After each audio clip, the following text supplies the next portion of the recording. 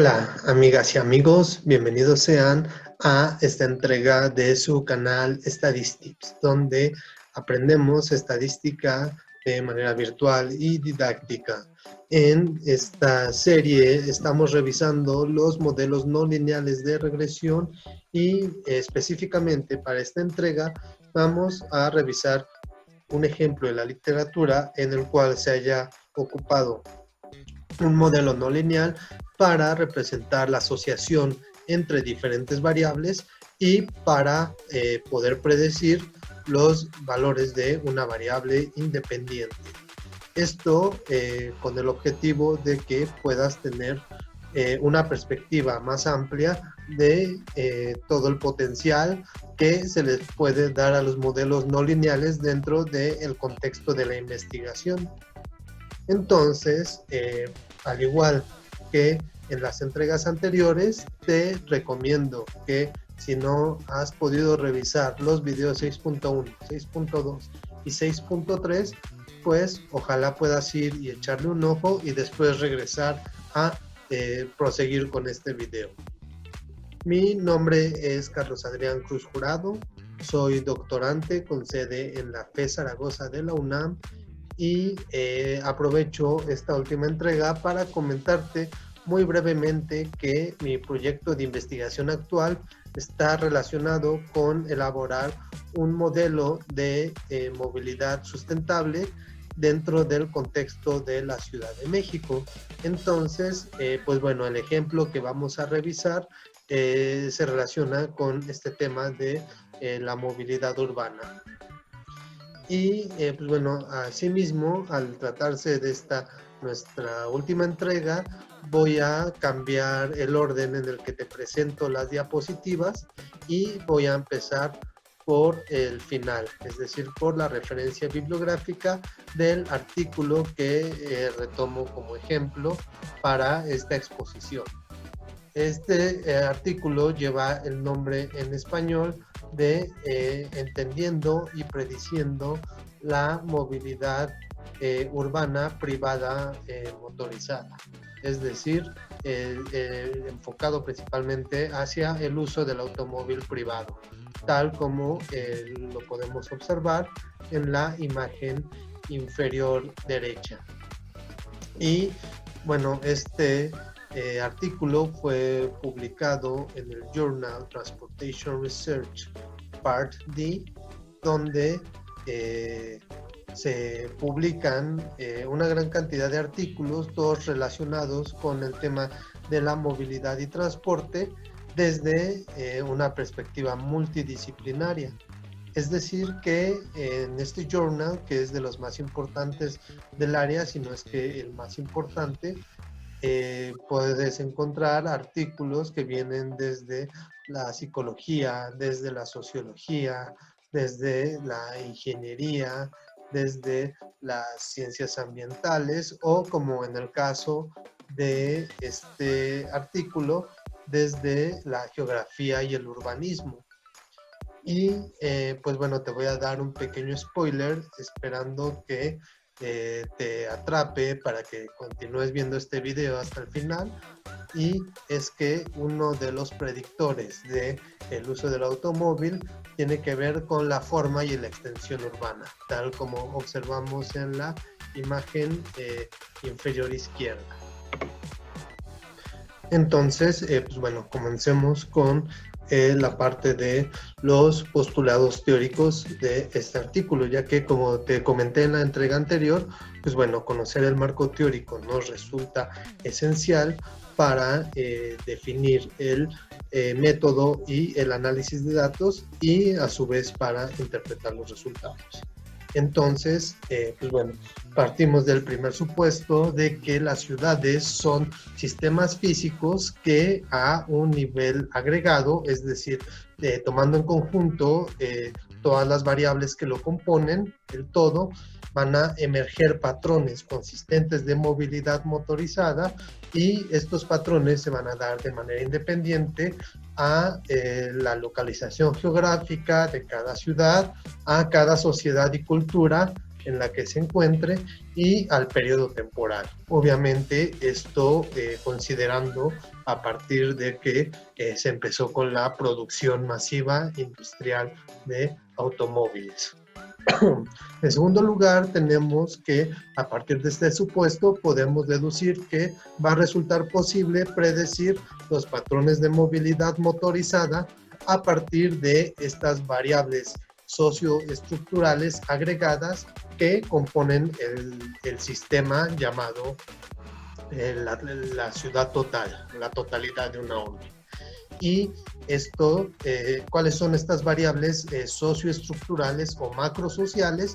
Pues bueno, en primer lugar consideramos el tamaño poblacional, que va a ser una variable definidora del tamaño y de las características de cada urbe determinada. A continuación, el uso del suelo metropolitano lo vamos a tomar como una variable definidora de la extensión de una urbe, y este uso de suelo generalmente es regulado por los gobiernos, ya sean municipales o estatales. En tercer lugar, consideramos que la longitud de la red vial urbana, es decir, la longitud total de todas las calles, las avenidas, las autopistas, las carreteras, los caminos, los bulevares que componen una ciudad, pues van a ser determinantes,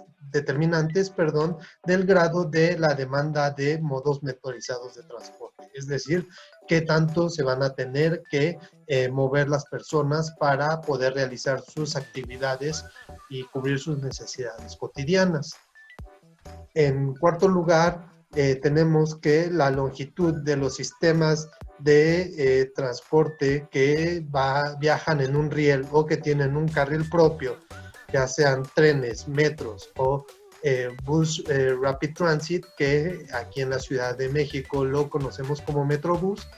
Esta longitud de estos sistemas van a ser indicadores del grado de movilidad que no es dependiente de ocupar el espacio público de esta red vial urbana, dado que viajan en un riel o tienen su propio carril. Por lo tanto, van a ser libres de tránsito, además de generar menores emisiones contaminantes, ya sean gases de efecto invernadero o partículas suspendidas.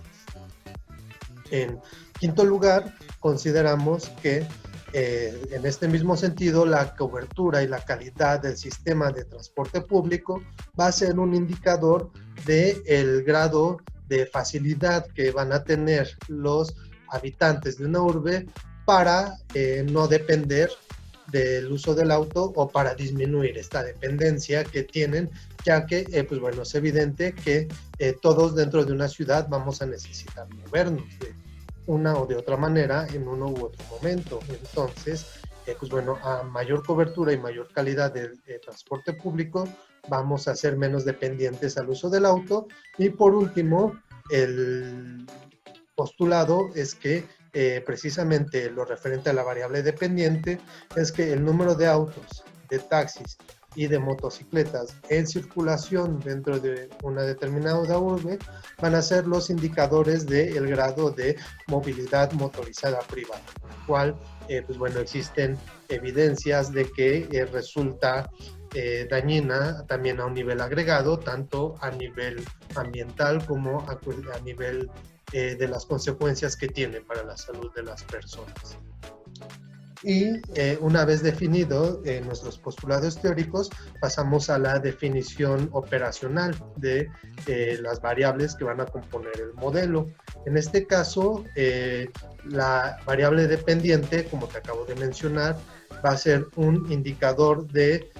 movilidad motorizada privada, es decir, un indicador de qué tanto se utilizan los modos privados motorizados como el auto, el taxi o las motocicletas, y esta se define como la proporción del total anual de kilómetros recorridos en vehículos motorizados en relación al total potencial anual de kilómetros en vehículos motorizados. Y pues bueno, esto como se va a definir a partir de la fórmula o de la ecuación que tenemos en la parte de abajo, la cual, pues bueno, te voy a mencionar rápidamente a qué se refiere cada elemento. Los elementos que llevan el signo alfa se refieren al total de kilómetros viajados en un automóvil privado o en un transporte privado, principalmente autos, el total anual multiplicado por el promedio de ocupación de cada vehículo privado. A esto se le van a sumar los elementos delta, que se refieren al total anual de kilómetros viajados en motocicleta, multiplicado por el promedio de ocupantes por motocicleta. Y a esto se le van a sumar los elementos eta, que se refieren al total anual de kilómetros viajados en taxi, multiplicado por la ocupación promedio de cada taxi, de los taxis en cada determinada urbe. Esto dividido por 365, que se refiere a los días del año, la beta, que se refiere a la población total urbana medida mediante un censo, y 50, que es un indicador determinado a partir del número de kilómetros máximos que en teoría puede viajar un vehículo dentro de una ciudad en una hora. Entonces, pues bueno, esta va a ser la definición operacional de la variable dependiente del modelo, y a partir de esta definición encontramos las variables predictoras. Estas, como las mencionamos anteriormente, se miden mediante indicadores que se refieren a la forma urbana, el grado de transporte público, el grado de saturación vehicular, el crecimiento económico medido mediante el Producto Interno Bruto y el promedio del número de automóviles propios en cada hogar. Entonces, cada una de estas variables tiene también su propia fórmula para operacionalizar cómo se integran estos indicadores para formar proporciones no dimensionales. Esto, al igual que la justificación de la fórmula o de la ecuación para definir la variable dependiente, las puedes encontrar con mayor detalle dentro de la referencia del artículo. Entonces, pues bueno, evidentemente por razones de tiempo no voy a profundizar en este momento en ello. Entonces, pues bueno, a continuación pasamos con la descripción del método. Como revisamos en nuestros supuestos teóricos, partimos del postulado de que el tráfico se puede predecir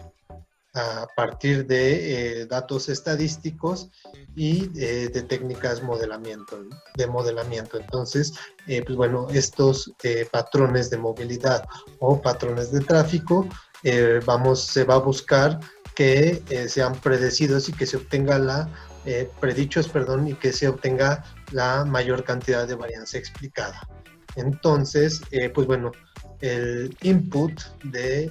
los datos se obtuvo a partir de bases de datos oficiales publicadas de 45 ciudades diferentes provenientes de 4 continentes diferentes. Ahorita, evidentemente también por motivos de espacio y tiempo, no te puedo mostrar la totalidad de las ciudades que se incorporaron. Eso puedes revisarlo directamente en la referencia, pero sí te puedo decir que se incorporaron urbes, tanto capitales como urbes grandes o medianas, que formaran parte de países que estuvieran ya económicamente desarrollados o en vías de desarrollo, y que estas bases de datos comprendieran el periodo que abarca desde la década de 1960 hasta 1990, para conocer si precisamente este primer postulado de que los sistemas las ciudades se pueden considerar sistemas físicos con patrones consistentes a través del tiempo y a través del espacio, pues bueno, resulta cierto mediante el modelo. Para ejecutar la regresión no lineal se utilizó un software más especializado que el que ocupamos nosotros, a partir del cual se introducen el input o los datos mencionados previamente y se parte de que no se conoce la relación existente entre los datos. Entonces, lo que va a hacer este software, que es NLREG, me parece que es acrónimo de Nonlinear Regression, va a buscar la ecuación que permita modelar de manera óptima la relación entre predictores y la variable dependiente, y esto lo va a hacer mediante un método iterativo que permita encontrar cuál es la ecuación de la curva que mejor se ajuste al patrón de los datos o que explique la mayor cantidad de varianza explicada. Entonces, pues bueno, como recordarás, en la entrega en la que hicimos el análisis en SPSS, nosotros fuimos añadiendo tanto la función de la ecuación cuadrática como la función de la ecuación cúbica en diferentes pasos para conocer cuál era la que mejor se ajustaba a los datos que estábamos analizando. Entonces, pues bueno, utilizamos un método iterativo, dado que fuimos revisando diferentes funciones para ver cuál se ajustaba mejor. Entonces, pues bueno, esto es lo mismo que hace el software que utilizaron en este artículo. Sin embargo, pues bueno, recordarás que te mencioné en la primera entrega, que no solo tenemos funciones cuadráticas, ni funciones cúbicas, ni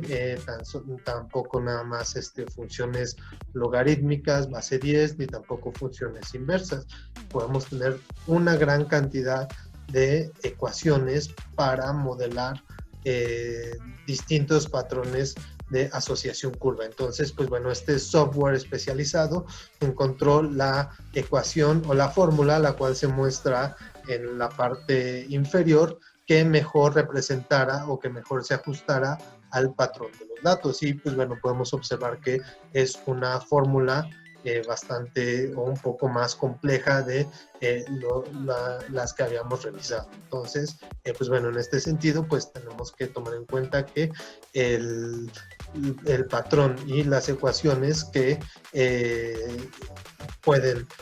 utilizarse como parte del modelamiento no lineal, pues bueno, no se limitan únicamente a las que habíamos mencionado en las entregas que forman parte de esta serie, sino que puede haber una gran cantidad diferente, como pues bueno, esta ecuación que pues, incorpora elementos de una función inversa, pero también mete un elemento exponencial y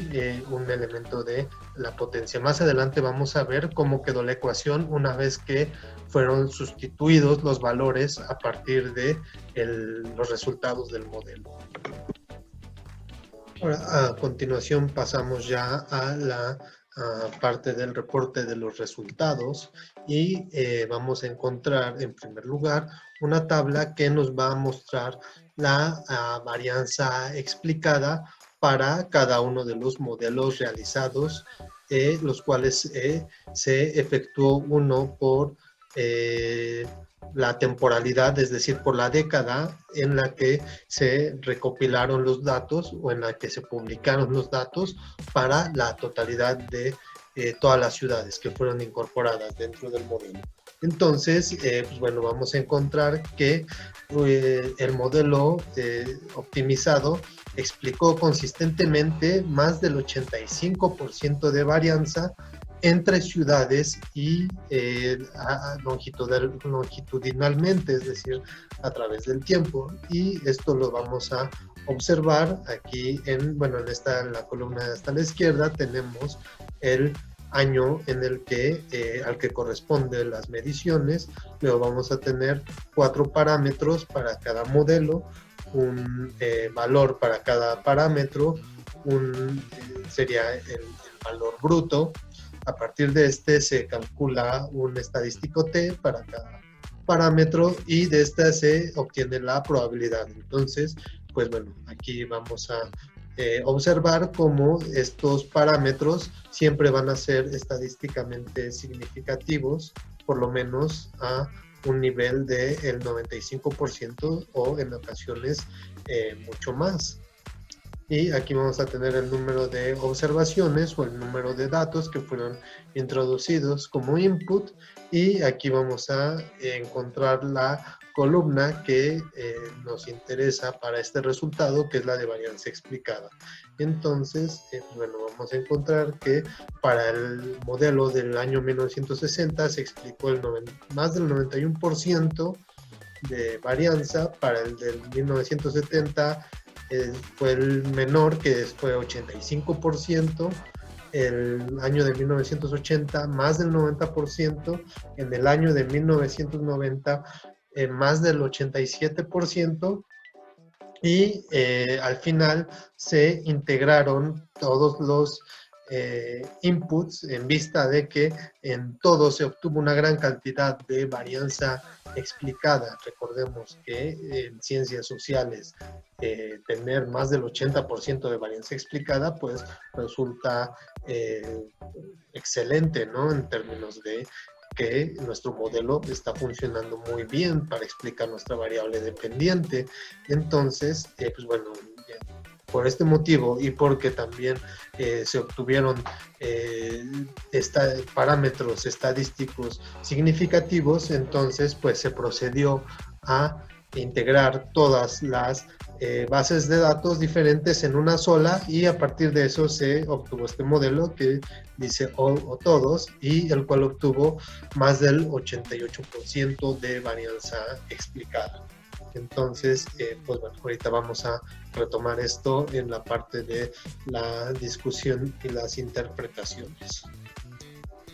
En la siguiente tabla vamos a observar los valores predichos contra los valores observados. También vamos a encontrar que aquí las filas encontramos una para cada año o cada década, y aquí vamos a ver que también integraron de 1960 y de 1990, y que para 1990 realizaron otra. En un momento les voy a mencionar por qué se realizaron dos modelos diferentes para 1990, que tiene que ver con que se añadieron mediciones adicionales. Entonces, eso ahorita en un momento voy a pasar a ello, pero antes les voy a explicar qué son los estadísticos o los parámetros, los coeficientes que encontramos aquí en estas columnas. Tenemos que el parámetro MAD se refiere a la diferencia absoluta de la media, es decir, a la resta del valor observado menos el valor de la media observado menos el valor de la media predicho. Entonces, pues bueno, aquí esperaríamos que si nuestro modelo resulta muy bueno, es decir, explica gran cantidad de varianza, entonces vamos a tener que estas diferencias de las medias absolutas van a ser muy bajas, tal como lo observamos. Y más abajo tenemos la desviación de la media cuadrática, y esta va a ser una medida o un indicador del error. Entonces, también si nuestro modelo resulta muy bueno para predecir, vamos a tener que también este índice RMSD, pues también debe de tener valores muy bajos, los cuales también ocurre únicamente un poco más elevados para los modelos del año 1990. Y a continuación vamos a encontrar los parámetros del intercepto o la constante, de la pendiente y del coeficiente estandarizado de correlación, que en este caso pues bueno, se utiliza la red de Pearson para indicar los parámetros específicos bajo los cuales se va a poder hacer la predicción, o más bien bajo los cuales se hizo la predicción de valores para cada modelo. Bien, entonces, a continuación, encontramos que en vista de que el mismo patrón y el mismo modelo, es decir, la misma ecuación de regresión, fue consistentemente adecuada para explicar la varianza de la variable dependiente a través de las diferentes ciudades y de momentos temporales. Entonces, pues ya una vez que se conjuntaron todas las bases de datos en una misma, es posible a partir de los parámetros mostrados en la tabla anterior ya hacer la sustitución de los valores de la ecuación para que de esta manera, aquí ya observamos la ecuación con los valores sustituidos y únicamente realizar el procedimiento algebraico para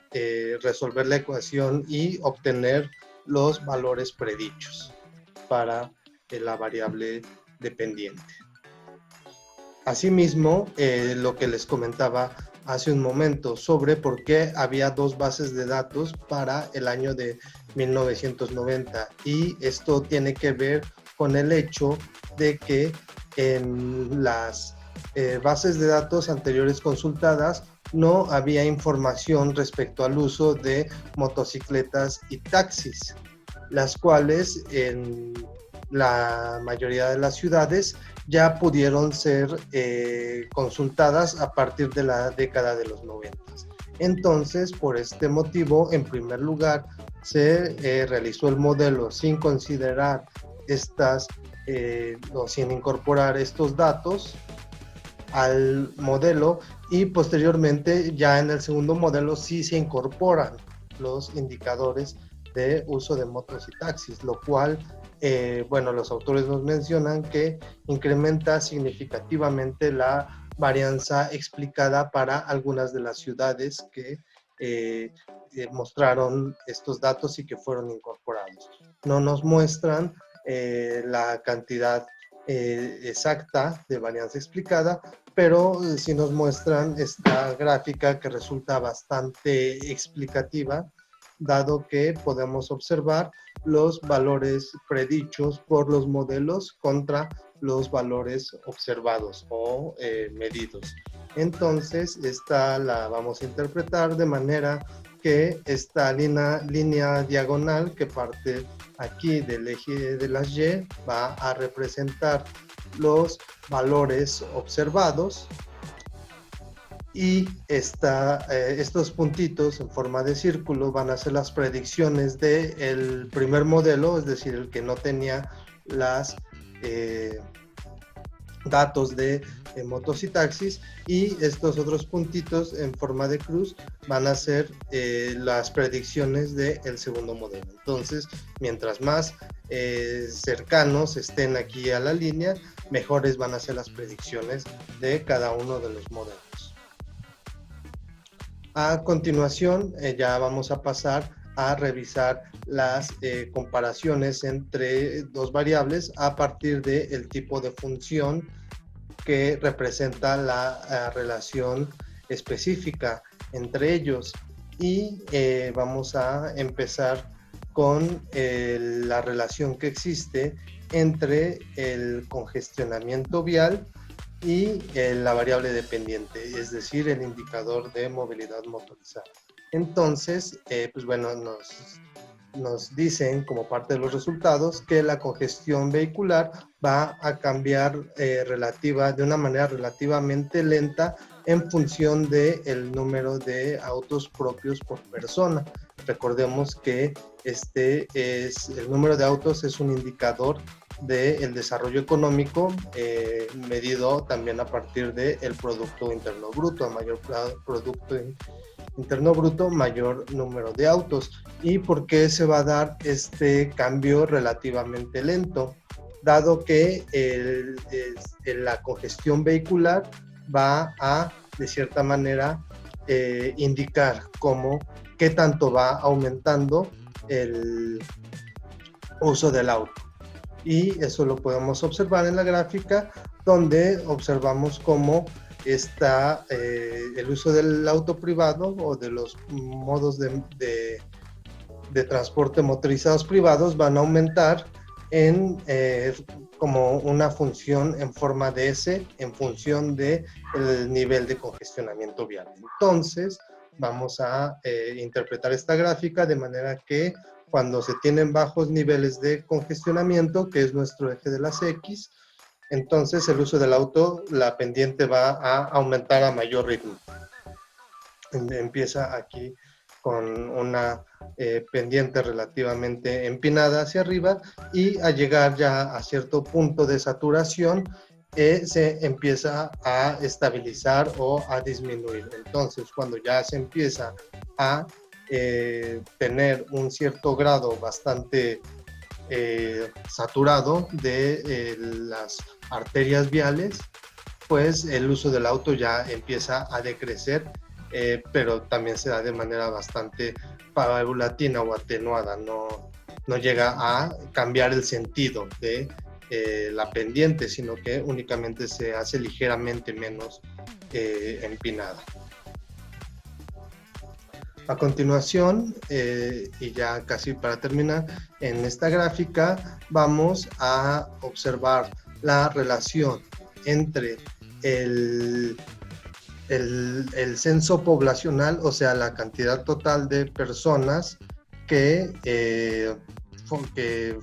habitan dentro de una determinada área urbana y el número de kilómetros recorridos, el número promedio de kilómetros recorridos en vehículos motorizados por año. Entonces, aquí observamos que esta relación se muestra cuando, cómo se comporta de manera diferente esta función o esta relación cuando se mantienen constantes dos diferentes variables. Por un lado, cuando se mantiene la densidad urbana constante, vamos a encontrar que esta relación entre censo poblacional y kilómetros de viaje recorridos promedio anuales va a ser de manera completamente lineal. Es decir, los incrementos a partir de una variable sobre otra se van a dar de manera positiva y constante en todo momento. Entonces vamos a observar cómo a mayor cantidad de gente va aumentando de manera igualmente proporcional los kilómetros promedio recorridos anuales en